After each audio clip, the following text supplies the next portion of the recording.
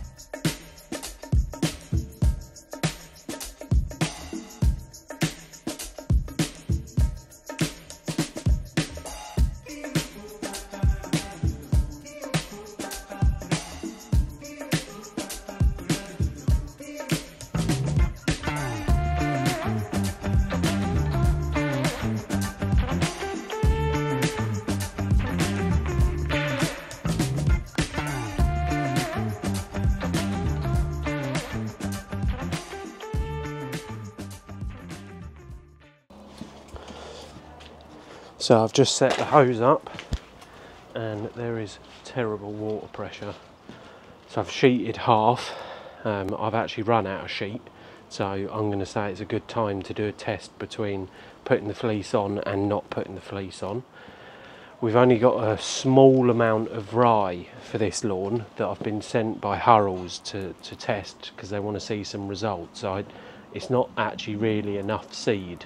It's not quite as thick as what I would have liked, but we'll go with it, we'll see what it's like, and then if we need to, we'll just, once it's all come up in a couple of weeks, we'll overseed it, and then possibly put a bit of fleece on.